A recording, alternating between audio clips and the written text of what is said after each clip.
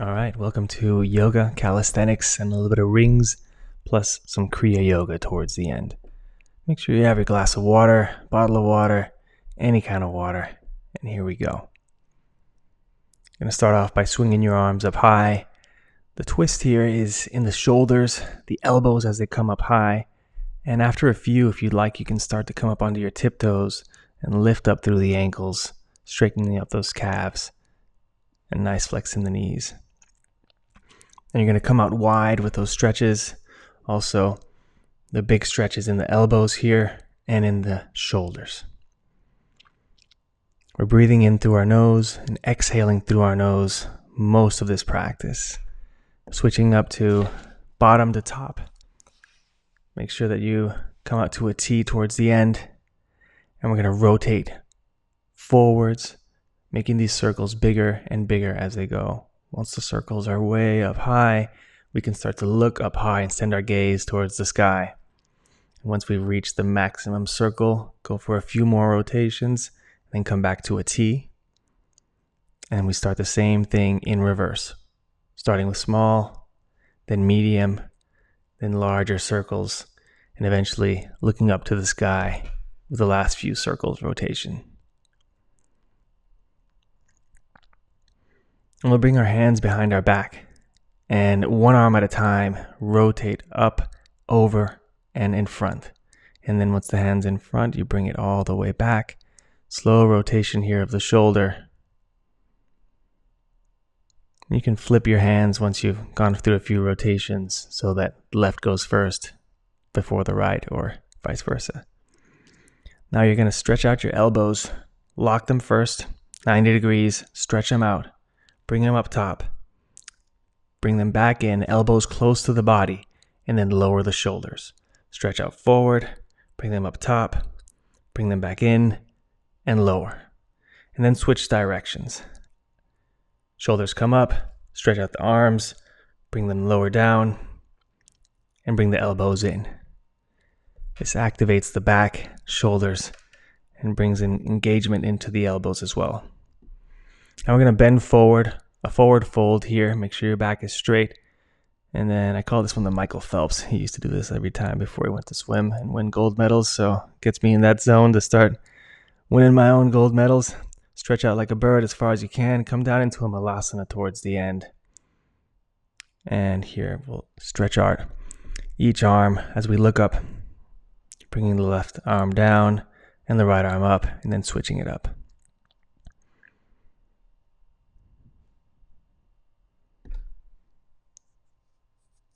And if you're available to do this, then it's always good to get the nice hip warm-ups here. Otherwise, just stay in that malasana. You can tap your knees down to the ground. Once you're done with those, we go from malasana up to a standing mountain pose. And coming back down, just modified squats here. Then bring your feet together. Hands come up to the top. Interlace the fingers. Inhale first, stretch all, and then come all the way down to the right. Come back to center, stretch it out, and then back down to the left. It's really important here to make that stretch in the neutral position in the middle before you go to the sides. And now we're warming up the wrists here. Really important for any body weight exercise, especially if you're getting on the rings. But I do it before yoga all the time. Just interlace your fingers and wrists go side to side, then forward and backwards. And then try and bring the elbows together and rotate one way and then rotate the other way. This is also amazing for just releasing stress. All the stresses that stay inside of the wrists. Now interlace your fingers, bring them down, and as one arm rises up, the other will follow with that interlacing. And then it comes down, and the other will follow. Do a few on one side, and then come to a neutral position, and go the other way. Shake it off, come down, grab a hold of your toes or whatever's available to you today. And I like to put my hands behind my calves and try to get your forehead as close to your knees as possible here. Now come into your first downward dog of the day, or the exercise, and just bend the knees down and slowly come back into that down dog. If you like to do a little bit more for the upper body, you can bend one elbow at a time. If you want even a little more, you can try bending both elbows down at a time. Sort of like a dolphin push-up here. Come into a nice little plank and wave forward into plank, back into downward dog, knees tap the mat, extend and extend into plank, lower down and back into down dog. Find your own rhythm here. The idea is to go from that down dog, lower the knees into a high plank and lower into a push-up, a forward push-up. That means your shoulders are a little bit more forward. They're not directly over your wrists. Now this may seem like a lot of movement, but after you do it a few times, it just becomes like a nice wave. It's one of my favorite exercises just to get warmed up or just to get my day going.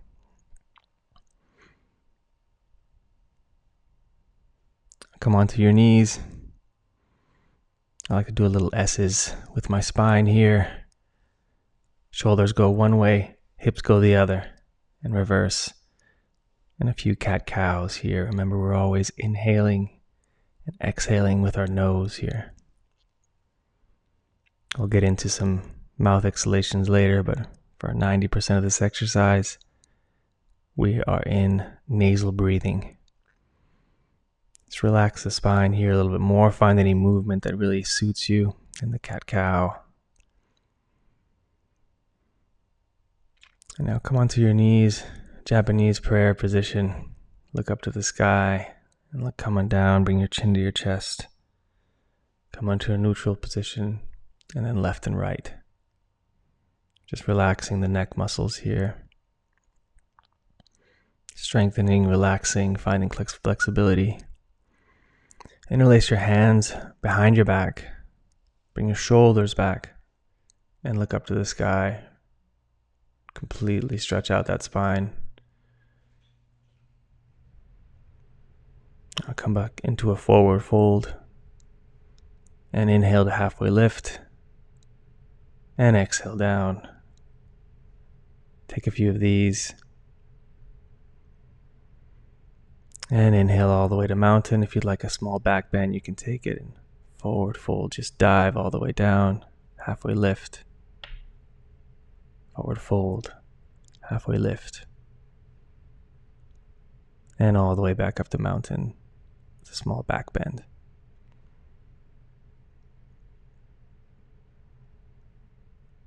Interlace your fingers here in the fold. Find any movement that you like. And here I'm just setting up for the rings, getting that first ring in. The rings want to be a little elevated, but you can also just do them all the way lower, and you don't need to get on a bench. That just allows for more depth in the push-up. Make sure your back is completely straight. Make sure the rings are shoulder width apart so you can properly fit in between them if you're going lower. Feet can be hip widths apart or completely together. The shaking is pretty much inevitable until you've been doing this for years and years and years. I like to go down, and as I come up, flex those rings out as much as possible. That works a little bit more of the chest as opposed to the shoulders and the arms. Just a few of those. Always feels good to just stretch it out a little bit, shake it off. Especially the hands. There's a lot of weight going into those hands and wrists. And back to your mat. Take a breather. Child's pose. Inhale and exhale, nice and slow. Come back to your breath.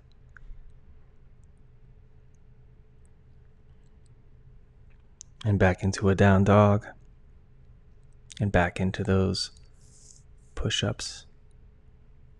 From down dog, tapping the knees into high plank, forward push-up, back to down dog, until you find that fluid motion.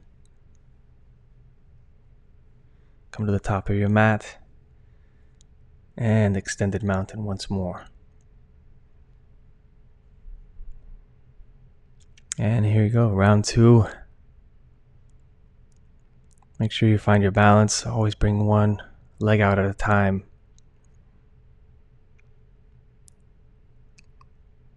Slow and controlled here. We're not going for numbers of reps. We're trying to get this movement as nice as possible. The shaking makes it a lot more difficult than any push-up.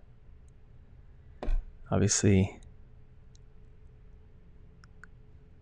the movement here is where the challenge is. All those little micro muscles are working. Shake it off, flex it out, stretch out that spine one more time, interlacing the fingers up top, inhaling the stretch, and exhaling down to one side. Come back to center, inhale up and to the side, back to center, and a forward fold here. We're working a lot of the spine, a lot of the core, a lot of bends here. Making sure that there is fluidity and flexibility before the rings again, before we get into strengthening.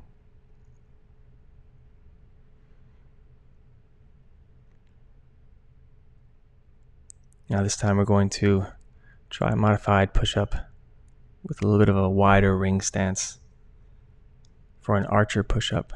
If that's a little bit too hard, then just keep to the regular rings push-ups.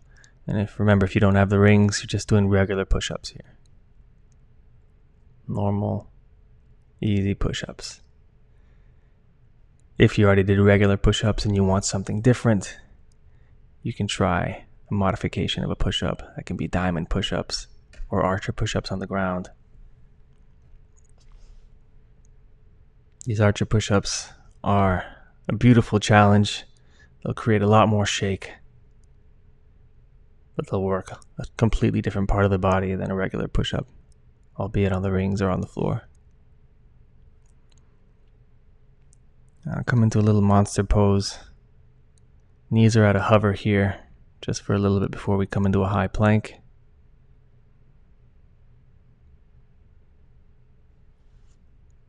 And slowly lower into a forearm plank. And if you like a little bit more, you can twist those hips side to side.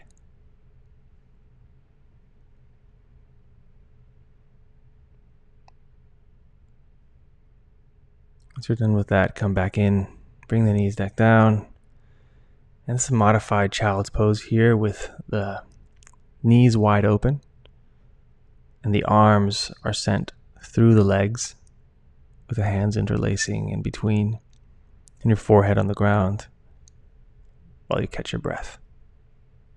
Slow, deep inhales here. Slow, deep exhales. As you feel that heart rate come back down to normal, really pay attention to your body here. Been working out a lot already. It's been a fast warm-up. You've already been semi-inverted, already floating, already using all of your strength.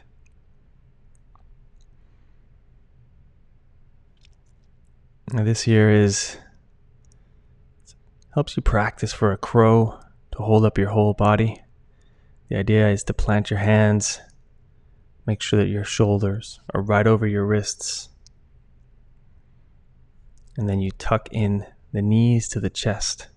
You can do one at a time, one leg at a time. Extend your toes out.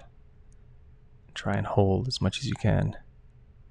If you can't do this fully, just bring the knees to your chest and keep the toes on the ground. Swing your legs forward. Extend your arms out ahead and above. And a nice fold to whatever's available to you. You can grab along to your knees, your shins, your ankles, your toes. Make sure there's a nice bend in your knees. The idea here is that the crown of your head is moving forward just as much as you're trying to get it lower, but more intentionally forward. Now plant your hands by your sides, and we'll do a little leg lifts here, both legs at a time. Your bum is still on the mat. You're just lifting up the legs together, and then separately you can do some kicks, activating that core, getting ready for a little bit more core work to come. And lay down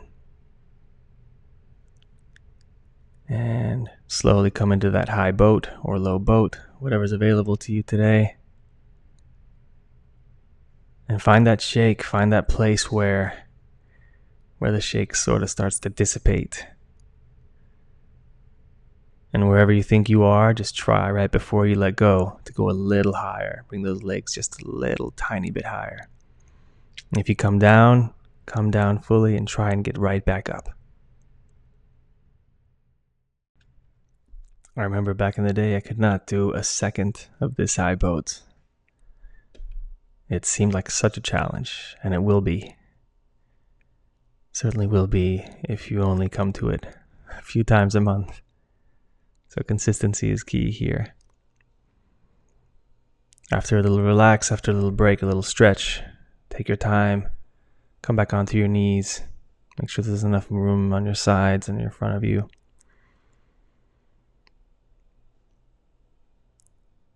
We're going to interlace our fingers behind our head and come down. Bend forward and extend up. Bend forward and extend up. We're inhaling up, exhaling down. Inhaling up, exhaling down. Make sure the wobble is controlled here. There will be some, but don't go too fast if there's too much wobble.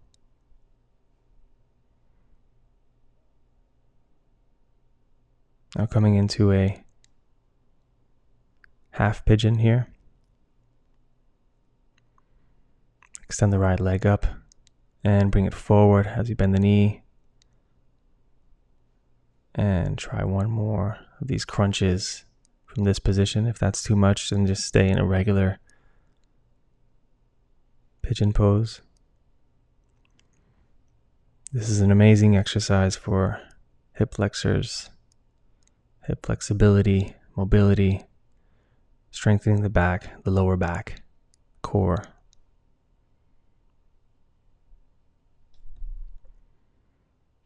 Once you're done with one side, back to that down dog. Stretch out that left leg and swing it through. Bending at the knee. Position yourself, find the right spot. Make sure it's not too much. And extend back, lower forward. Inhaling up and exhaling down.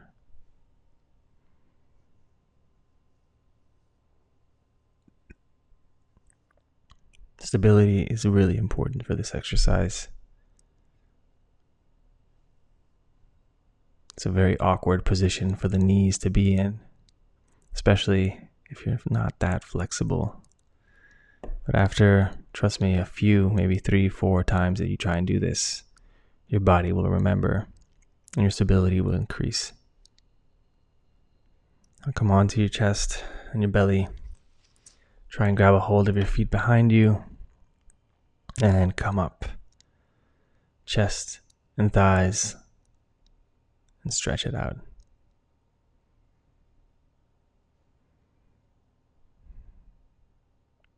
And back onto your knees.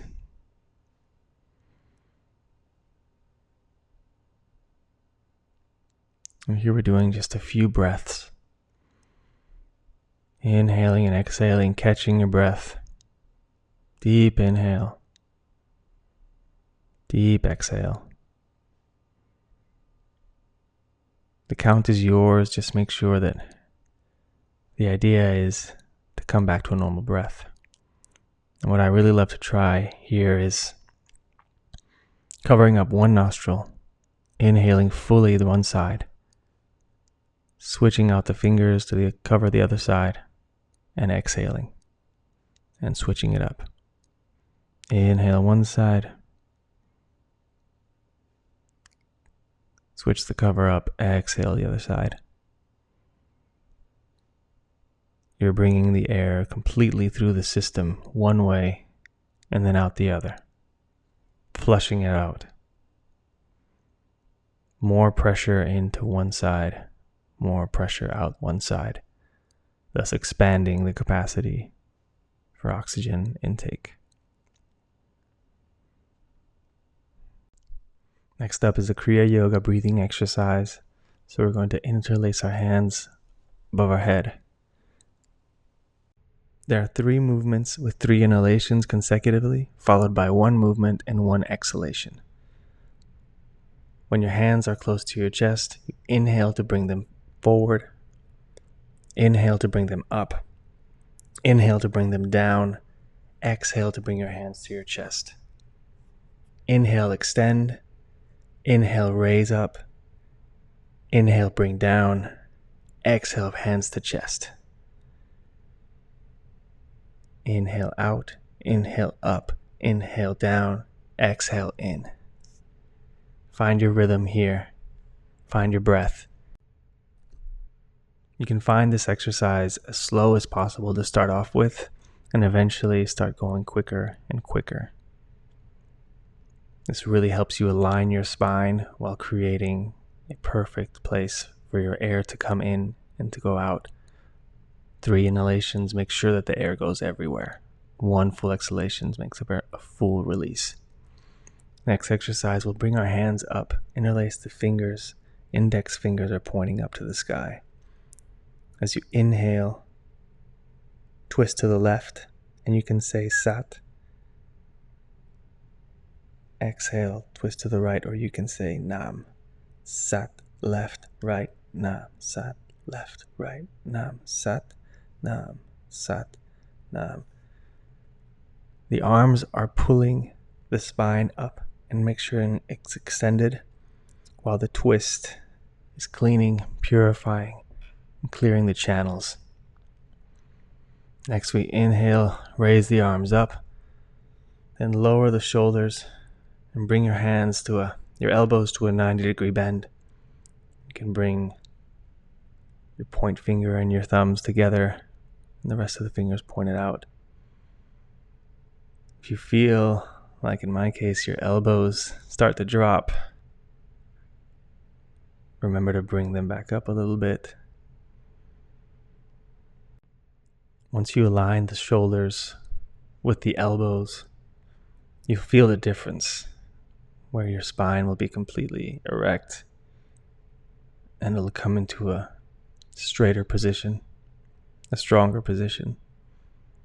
The breathing here is simple. Inhale and exhale through the nose, trying to bring calmness to your inhalation and your exhalation.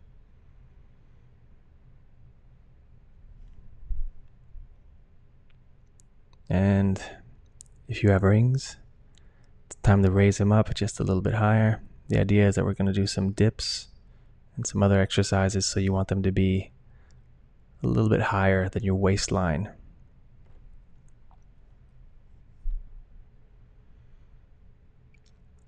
If you're not familiar with dips, you can always just go underneath.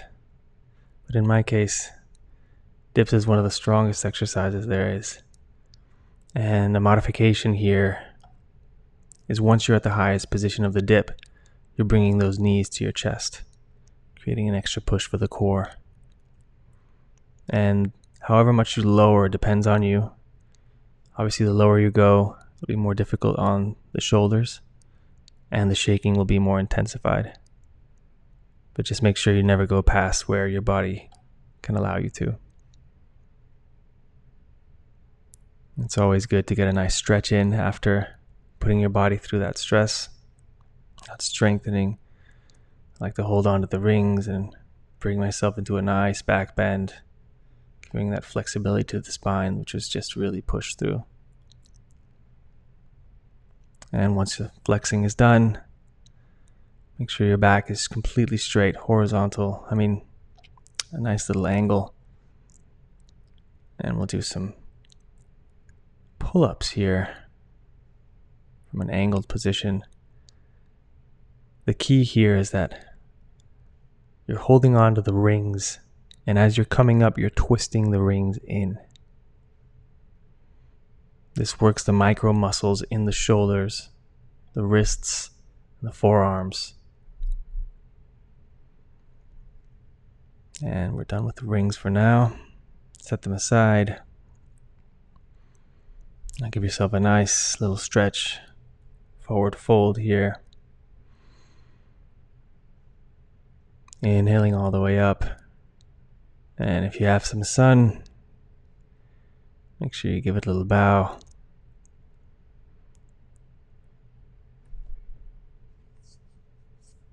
Forward fold into mountain. A little back bend. And back down into a halfway lift. Do these a few times. And always remembering that if you're working the spine constantly, it's always encouraging to keep those stretching, keep those flexing movements, keep those mobility movements that you did before. Do them after as well. Now I'm going to try a little crow exercise if that's in your practice. If it's not, you can just do a few of these. Make sure that your knees are right above, behind your elbows. And do a few bounces forward or a few rocks, if you may. And if you are going in for a crow, you'd like to lift, make sure you do it cautiously. If it's your first time, try and use some pillows around you.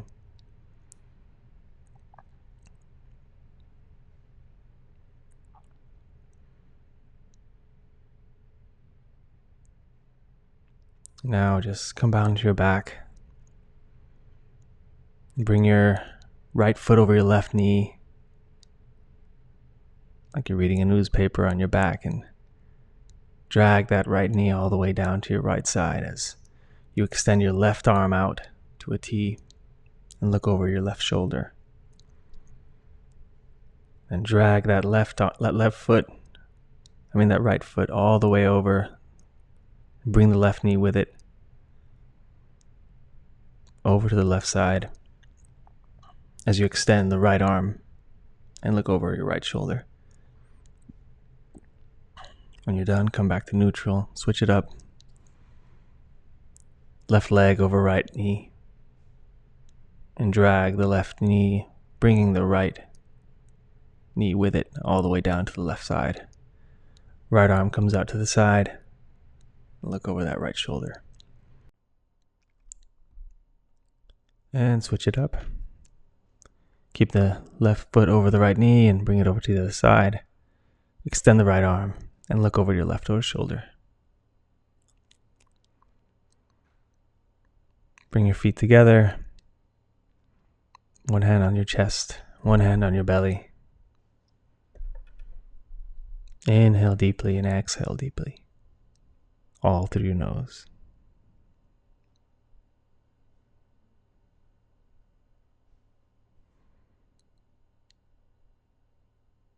Find peace within your body. It's time to relax. Time to bring that calmness back after strengthening and flexing. Usually at this point of the practice, all of my thoughts are gone. It's absolute clarity. There's no other place to be. You've already put your body and your mind through a lot of functionality, a lot of stress, a lot of work, a lot of stretching, a lot of bending, a lot of strengthening. So it's time for that gift. A gift of peace and tranquility, of rest. Happy thoughts, putting a smile on your face, giving yourself that thanks for coming out and putting yourself through this, knowing that at the end, the benefits are going to last you the rest of the day, if not a few days. That energy that comes through a half-hour workout will last for hours and hours and hours on end. It can be seen in your body The sunshine will be seen on your skin. The energy will be seen in your speech. And probably the best part of it is, after an exercise like this, you sleep like a baby at night. Come down to your final resting pose. Beautiful Shavasana. Just let your body sink. Shut everything down. Feel the difference in your body. Feel the difference in your breath. Enjoy the silence and peace in your mind.